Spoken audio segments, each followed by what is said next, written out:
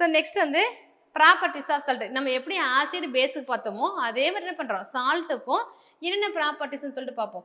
Salt என்ன சொல்கிறாங்கன்னா வந்து மோஸ்ட்லி வந்து என்னது சாலிடாக இருக்குது, கட்டியாக தான் இருக்கும். ஓகேங்களா, உப்புகள் வந்து பெரும்பாலும் திடப்பொருள் தான். அடுத்து பார்த்தீங்கன்னா ஃபர்ஸ்ட் பாயிண்ட் அது.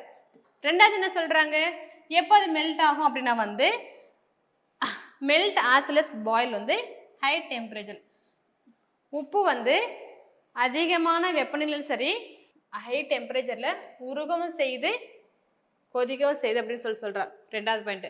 மூணாவது என்ன சொல்கிறாங்கன்னா வந்து மோஸ்ட் ஆஃப் த சால்ட் வந்து சாலிபிள் இன் வாட்டர்.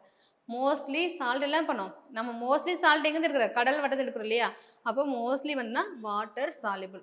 அடுத்து எக்ஸாம்பிள் கொடுத்துருக்காங்க சோடியம் குளோரைடு இல்லையா, பொட்டாசியம் குளோரைடு.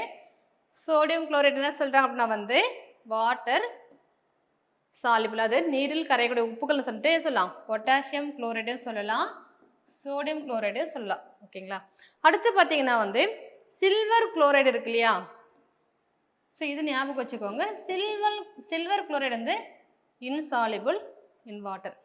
அதாவது நமக்கு நார்மல் இருக்கிற பாயிண்ட்ஸ் எல்லாம் விட்டுருவோம், அப்நார்மல் பாயிண்ட்ஸ்னு இருக்கு இல்லையா. இப்போ சோடியம் குளோரைடு இதெல்லாமே வந்து நான் வாட்டரில் வரையும், நமக்கு இது வாட்டரில் வந்து கரையக்கூடியது, நமக்கு தெரிய வேண்டியதில்லை. ஆனால் சில்வர் குளோரைடு அப்படிங்கிறது வந்து வாட்டரில் வந்து கரையாது. அப்போ எதில் கரையும் அப்படின்னா, எதில் கரையும், அக்வைஸ் அமோனியம் இருக்கு இல்லையா, அதனுடைய அந்த கரைந்த சொல்யூஷன் என்ன பண்ணும் அப்படின்னா வந்து இந்த சில்வர் குளோரைடு வந்து கரையும். ஓகேங்களா. அடுத்து பார்த்தீங்கன்னா வந்து என்ன இருக்காது, இதுக்கு மனம் இருக்காது. உப்பு எப்படி இருக்கும், ஒயிட்டாக தான் இருக்கும்.